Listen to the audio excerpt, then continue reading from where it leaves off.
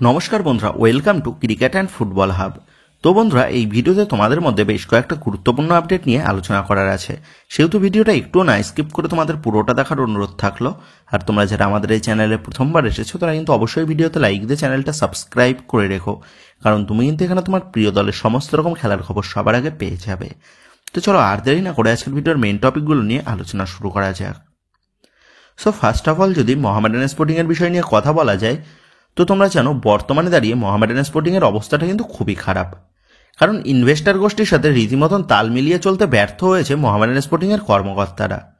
একদিকে মোহামেডান স্পোর্টিংয়ের কর্মকর্তারা তারা এখনো পর্যন্ত ক্লাবের শেয়ারটা ইনভেস্টার গোষ্ঠীর হাতে তুলে দেয়নি, অপরদিক দিয়ে ইনভেস্টার গোষ্ঠী তারা শেয়ার হাতে না পেলে তারা যারা নতুন করে কোনো রকম ইনভেস্টমেন্ট করবে না সেটা তারা স্পষ্টভাবেই জানিয়ে দিয়েছে।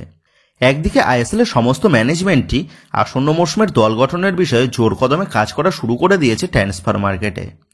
সেখানে দাঁড়িয়ে মোহামেডান স্পোর্টিং তারা কিন্তু আসন্ন মৌসুমে ঠিকঠাক দল গঠন করতে পারবে নাকি সেই নিয়ে কিন্তু রীতিমতন সংশয় দেখা দিচ্ছে বর্তমানে মোহামেডান স্পোর্টিং এর টালমাটাল অবস্থার কারণে।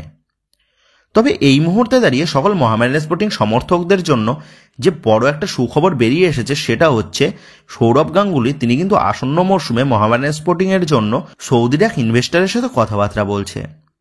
তো তোমরা জানো মোহামেডান স্পোর্টিং এর বর্তমান স্পন্সর তথা স্রাচিকেও সৌরভ গাঙ্গুলি কিন্তু এনে দিয়েছিল মোহামেডান স্পোর্টিং এ। তবে স্রাচির সাথে কর্মকর্তাদের ঠিক মতন বনিবনা না হওয়ার জন্য মোহামেডান স্পোর্টিং এর কর্মকর্তারা তারা কিন্তু আরও একবার দ্বারস্থ হয়েছে এই সৌরভ গাঙ্গুলির কাছে, এবং যেমনটা খবর বেশ কিছুদিন ধরে সেই সৌদি ইনভেস্টরের সাথে কথাবার্তা বলছে সৌরভ গাঙ্গুলি।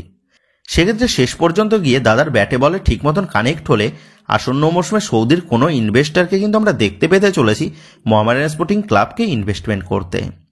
আর যদি এই ডিলটা চূড়ান্ত হয়ে যায় তাহলে সেটা যে মোহামেডান স্পোর্টিং এবং ভারতীয় ফুটবলের জন্য বড় একটা সুখবর হতে চলেছে সেটা বলাই যায়। তো যাই হোক, এবার পরবর্তী আপডেটটা বেরিয়ে আসছে 34 বছর বয়সী ভারতীয় রাইট ব্যাক পজিশনের প্লেয়ার রাহুল বেকেকে নিয়ে।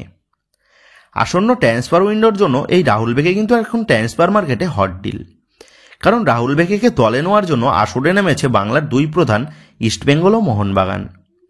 দলের রাইট ব্যাক পজিশনকে স্ট্রং করার জন্য ইস্টবেঙ্গল ম্যানেজমেন্ট তারা তাদের প্রাক্তন খেলোয়াড় এই রাহুল বেকেকে দলে নেওয়ার জন্য সর্বপ্রথম কথাবার্তা চালিয়েছিল, এবং একসময় এমনটাও জানা গেছিল রাহুল বেকে সে আবারও তার পুরনো দলে ফেরার জন্য পুরোপুরি রূপে প্রস্তুত, এবং দুই পক্ষের মধ্যে কথাবার্তাও প্রায় চূড়ান্ত পর্যায়ে পৌঁছে গেছে। তবে হঠাৎ করেই রাহুল বেকের ডিলে এন্টার করে মোহনবাগান ম্যানেজমেন্ট, এবং মোহনবাগান ম্যানেজমেন্ট তারা রাহুল বেকের ডিলে এন্টার করার পর তারাও কিন্তু তাদের খেলাটা শুরু করে দেয় ইস্টবেঙ্গলের প্রাইম টার্গেট লিস্টে থাকা ইস্টবেঙ্গলের ঘরের ছেলে রাহুল বেকের ডিলে।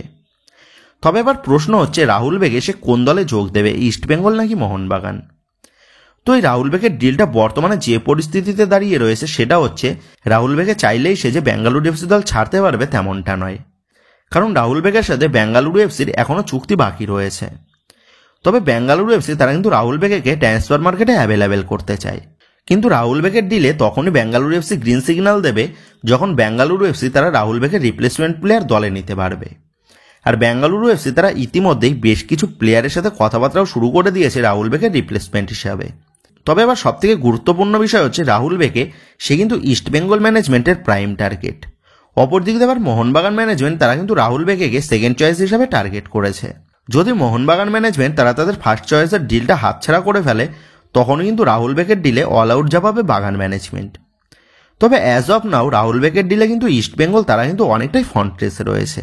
সেক্ষেত্রে এখন এটাই দেখার বিষয় হবে এই রাহুল বেকের ডিলে মোহনবাগান তারা অল আউট ঝাঁপানোর আগেই ইস্টবেঙ্গল ম্যানেজমেন্ট তারা তাদের ঘরের ছেলেকে আবারও ঘরে ফেরাতে পারে নাকি। এবার নেক্সট আপডেটটা বেরিয়ে আসছে 24 বছর বয়সী ইস্টবেঙ্গল দলের ভারতীয় সেন্টার ব্যাক পজিশনের প্লেয়ার লালচুংনুঙ্গাকে।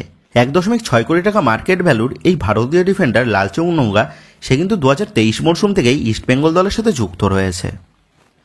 প্রথম মরশুমে ইস্টবেঙ্গল দলের ডিফেন্স লাইনে দুর্দান্তভাবে ভরসা জোগালেও তার পরবর্তী মরশুমগুলো থেকে লালচুংনুঙ্গাকে কিন্তু তেমন একটা ছন্দে আমরা দেখতে পাইনি। তবে লালচুংনুঙ্গার কোয়ালিটিটা বেশ দারুণ হলেও ম্যাচের মধ্যে লালচুংনুঙ্গার কিছু হঠকারী সিদ্ধান্তের কারণে দলকে কিন্তু বেশ কিছু সময় সাফার করতে হয়েছে, যার কারণে আসন্ন মৌসুমে লালচুংনুঙ্গাকে ছেড়ে দেওয়ার একটা পরিকল্পনা ছিল লাল হলুদ ম্যানেজমেন্টের, এবং লালচুংনুঙ্গার পরিবর্তে ইস্টবেঙ্গল ম্যানেজমেন্ট তারা কিন্তু নতুন কোনো ভারতীয় ডিফেন্ডারকে দলে চূড়ান্ত করতে চাইছিল। এবং বর্তমানে দাঁড়িয়ে যেমনটা লেটেস্ট আপডেট এই লালচুংনুঙ্গাকে আসন্ন মরশুমেও দলে ধরে রাখার সিদ্ধান্ত নিয়েছে লাল হলুদ ম্যানেজমেন্ট। সেহেতু লালচুংনুঙ্গাকে যেহেতু দলে ধরে রাখার সিদ্ধান্ত নেওয়া হয়েছে লাল হলুদ ম্যানেজমেন্টের তরফ থেকে, সেহেতু এটা কিন্তু বলাই যায় ইস্ট বেঙ্গল ম্যানেজমেন্ট যে ভারতীয় ডিফেন্ডারের খোঁজে ছিল, সেই ডিফেন্ডারের ডিলে হয়তো ইস্ট বেঙ্গল একটু হলেও স্লিপ কেটেছে। তো আমরা সকলেই আশা করব আসন্ন মৌসুমে লালচুংনুঙ্গা সে যেন তার পুরনো ছন্দে ফিরতে পারে। তো যাই হোক, এবার নেক্সট আপডেটটা বেরিয়ে আসে ইস্ট বেঙ্গল দলের প্রাক্তন প্রফেসর তথা কার্লোস কুয়াদ্রাতকে নিয়ে। তো এই কার্লোস কুয়াদ্রাত দলে আসার পর ইস্ট বেঙ্গল সমর্থকরা কিন্তু বেশ খানিকটা আশা দেখেছিল কার্লোস কুয়াদ্রাতের হাত ধরে ইস্ট বেঙ্গল আবারও তাদের পুরনো ছন্দে ফিরতে পারবে। তো এই কার্লোস কুয়াদ্রাতের হাত ধরে গত মৌসুমে ইস্ট বেঙ্গল তারা সুপার কাপ জয় করলেও এই মৌসুমের শুরু থেকেই কার্লোস কুয়াদ্রাতের নেতৃত্বে ইস্ট বেঙ্গল দলকে কিন্তু তেমন একটা ছন্দে দেখা যায়নি, যার কারণে মৌসুম শুরুর দিকেই কার্লোস কুয়াদ্রাতকে বিদায় জানিয়ে কোচ অস্কার ব্রুজনকে দলে চূড়ান্ত করেছে ইস্ট বেঙ্গল ম্যানেজমেন্ট। তবে এবার কার্লোস কুয়াদ্রাত সে কিন্তু তার প্রাক্তন দল তথা ইস্ট বেঙ্গলের বিরুদ্ধে বিস্ফোরক এক মন্তব্য করলেন। তো কোচ কার্লোস কুয়াদ্রাত তিনি জানিয়েছেন, আমি আশাবাদী ছিলাম আসন্ন মৌসুমে আমরা ভালো রেজাল্ট করতে পারবো, তবে ইস্ট বেঙ্গল তারা কিন্তু সবসময় তাড়াহুড়ো করে। আমি ইস্ট বেঙ্গল দল ছাড়ার পর এই মৌসুমেও কিন্তু ইস্ট বেঙ্গল তেমন একটা সাফল্য পায়নি, সেক্ষেত্রে ইস্ট বেঙ্গলের উচিত বেশি তাড়াহুড়ো না করে কোচের ওপর আস্থা রাখা। তো প্রাক্তন দল ইস্ট বেঙ্গলের সম্পর্কে এইরকমই মন্তব্য কিন্তু করতে শোনা গেছে ইস্ট বেঙ্গল দলের প্রাক্তন প্রফেসর কার্লোস কুয়াদ্রাতকে। তো বন্ধুরা, তোমাদের মধ্যে কার্লোস কুয়াদ্রাত যে মন্তব্যটা করেছে ইস্ট বেঙ্গলকে নিয়ে, সেই মন্তব্যটা কি সঠিক মন্তব্য নাকি ভুল মন্তব্য, এই বিষয়ে তোমাদের মতামতটা অবশ্যই নিচে কমেন্ট করে জানিয়ে দিও। তো যাই হোক, এবার পরবর্তী আপডেটটা বেরিয়ে আসছে মোহনবাগানকে নিয়ে। তো এই মুহূর্তে দাঁড়িয়ে মোহনবাগানকে নিয়ে কিন্তু বেশ কিছু লেটেস্ট আপডেট বেরিয়ে এসেছে। তবে সেই সমস্ত আপডেটগুলো তোমাদের মধ্যে শেয়ার করার আগে তোমাদের কাছে একটাই অনুরোধ রইল, তোমরা যারা যারা আমাদের এই ভিডিওটা দেখছো কিন্তু এখনো আমাদের এই ভিডিওতে একটা লাইক করোনি, তারা অবশ্যই আমাদের এই ভিডিওতে একটা লাইক করে দিও। আর তোমরা যারা যারা আমাদের এই চ্যানেলে প্রথমবার এসেছো তারা রোজ রোজ এইরকম লেটেস্ট আপডেটগুলো সবার আগে পাওয়ার জন্য আমাদের চ্যানেলটাকে সাবস্ক্রাইব করে পাশে থাকা বেল আইকনটা প্রেস করে দিও। তো যাই হোক, মোহনবাগানের সর্বপ্রথম আপডেটটা বেরিয়ে আসছে মোহনবাগান দলের নতুন বিদেশি নিয়ে।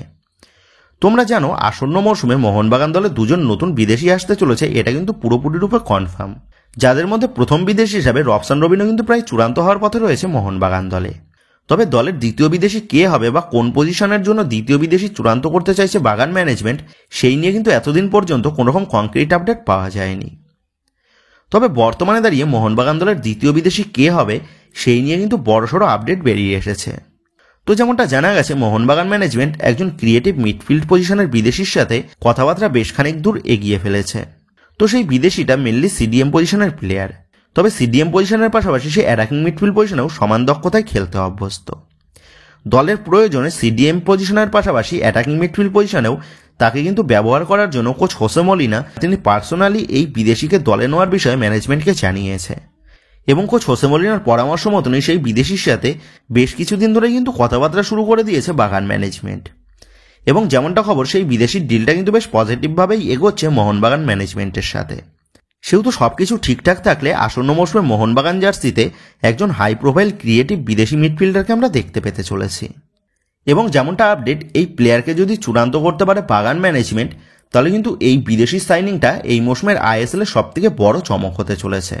সেক্ষেত্রে এখন এটাই দেখার বিষয় হবে মোহনবাগান ম্যানেজমেন্ট যারা প্রতিটা ট্রান্সফার উইন্ডোতেই সমর্থকদের জন্য বড় চমক দিতে প্রস্তুত থাকে, তো আসন্ন ট্রান্সফার উইন্ডোতেও কোন হাই প্রোফাইল বিদেশিকে চূড়ান্ত করে ট্রান্সফার মার্কেটে চমক দেয় বাগান ম্যানেজমেন্ট। তো যাই হোক, এবারে নেক্সট আপডেটটা বেরিয়ে আসছে মোহনবাগান দলের অনুশীলনের বিষয় নিয়ে। তো তোমরা জানো ইতিমধ্যেই আসন্ন মৌসুমের জন্য সমস্ত ভারতীয় ফুটবল টুর্নামেন্টের ওপেনিং ডেট অ্যানাউন্সমেন্ট হয়ে গেছে, যেখানে আগামী 22শে জুলাই থেকে শুরু হতে চলেছে 2025-26 মরশুমের ডুরান্ড কাপের টুর্নামেন্ট। সেপ্টেম্বর মাসের প্রথম সপ্তাহ থেকেই শুরু হতে চলেছে সুপার কাপ বা ফেডারেশন কাপের টুর্নামেন্ট, এবং সেপ্টেম্বর মাসের শেষ সপ্তাহ থেকে শুরু হতে চলেছে আইএসএল। এর পাশাপাশি আবার মোহনবাগান দলের ACL2 এর খেলা শুরু হতে চলেছে সেপ্টেম্বর মাসের তৃতীয় সপ্তাহ থেকে। সেক্ষেত্রে এবার প্রশ্ন হচ্ছে মোহনবাগান দল তারা কবে থেকে অনুশীলনে নামবে, এবং মরশুমের প্রথম টুর্নামেন্ট তথা ডুরান্ড কাপে কি মোহনবাগান তারা তাদের সিনিয়র দলকে মাঠে নামাবে। তো এই বিষয়ে যেমনটা আপডেট বেরিয়ে এসেছে, ডুরান্ড কাপের জন্য মোহনবাগান ম্যানেজমেন্ট তারা কিন্তু তাদের সম্পূর্ণ সিনিয়র দলকে মাঠে নামাবে না। ডুরান্ড কাপের জন্য সিনিয়র দলের কয়েকজন প্লেয়ারের পাশাপাশি জুনিয়র দলের প্লেয়ারদের মিলিয়ে মিশিয়ে কোচ বাস্তব রায়ের তত্ত্বাবধানে ডুরান্ড কাপে অংশগ্রহণ করবে মোহনবাগান দল। তবে সুপার কাপ বা ফেডারেশন কাপে মোহনবাগান ম্যানেজমেন্ট নিজেদের সিনিয়র দলকে নিয়েই খেলতে নামবে, এবং এই সুপার কাপ বা ফেডারেশন কাপকেই মোহনবাগান ম্যানেজমেন্ট তারা তাদের প্রি সিজন টুর্নামেন্ট হিসাবে দেখতে চাইছে, এবং মোহনবাগান ম্যানেজমেন্ট চাইছে এই সুপার কাপ বা ফেডারেশন কাপ টুর্নামেন্টে একটা ভালো প্রস্তুতি সেরে ACL2 এ অংশগ্রহণ করতে। সেক্ষেত্রে ডুরান্ড কাপে মোহনবাগানের ফুল স্কোয়াডকে দেখতে না পেলেও সুপার কাপ বা ফেডারেশন কাপে মোহনবাগান দলের সিনিয়র দলকে আমরা দেখতে পেতে চলেছি। তবে এবার প্রশ্ন হচ্ছে কবে থেকে মোহনবাগান দল তারা অনুশীলনে নামবে। তো এই বিষয়ে আপাততভাবে যতটা আপডেট, জুন মাসের শেষ সপ্তাহ থেকে বা জুলাইয়ের প্রথম সপ্তাহ থেকেই ডুরান্ড কাপের জন্য অনুশীলনে নেমে পড়বে মোহনবাগান দল। আর সুপার কাপ বা ফেডারেশন কাপের জন্য মোহনবাগানের পুরো দল তারা আগস্ট মাসের তৃতীয় সপ্তাহ থেকেই মাঠে নেমে পড়বে। তো যাই হোক বন্ধুরা, এই ছিল মোহনবাগানের অনুশীলন নিয়ে এবং মোহনবাগান দলের আসন্ন মৌসুমের গেম প্ল্যানিংয়ের বিষয় নিয়ে আপডেট। তো যাই হোক বন্ধুরা, এই ভিডিওতেই গুরুত্বপূর্ণ আপডেট করা নিয়েই তোমাদের মধ্যে আলোচনা করার ছিল। তো আশা করি ভিডিওটা তোমাদের ভালো লেগেছে। তো যদি ভিডিওটা ভালো লেগে থাকে তাহলে ভিডিওতে লাইক দিয়ে চ্যানেল সাবস্ক্রাইব করে পাশে থাকা বেল আইকনটা অবশ্যই প্রেস করে দিও। আর তোমরা যারা এখনও পর্যন্ত আমাদের সোশ্যাল মিডিয়া পেজের সাথে যুক্ত হওনি তারা কিন্তু অবশ্যই নিচের ডেসক্রিপশন বক্সের লিঙ্ক থেকে আমাদের সোশ্যাল মিডিয়া পেজের সাথেও যুক্ত হয়ে যেও, কারণ এখন কিন্তু সমস্ত লেটেস্ট আপডেটগুলো সবার আগে আমাদের সোশ্যাল মিডিয়া পেজেই পোস্ট করা হয়। আর তোমরা এখন ফেসবুক এবং ইনস্টাগ্রামে গিয়ে তোমরা আমাদের এই চ্যানেলের নাম লিখে সার্চ করলেও তোমরা কিন্তু আমাদের ফেসবুক এবং ইনস্টাগ্রাম পেজটাও খুঁজে পেয়ে যাবে। সেক্ষেত্রে তোমার প্রিয় দলের সমস্ত রকম লেটেস্ট আপডেট সবার আগে জানার জন্য এবং আমার সাথে সরাসরি যে কোনো বিষয়ে কথা বলার জন্য তোমরা কিন্তু অবশ্যই আমাদের চ্যানেলটাকে সাবস্ক্রাইব করে পাশে থাকা বেল আইকনটা প্রেস করে দিও। তো বন্ধুরা, এই ভিডিওটা এটুকুই ছিল। তো আসি বন্ধুরা, দেখা হচ্ছে পরের ভিডিওতে।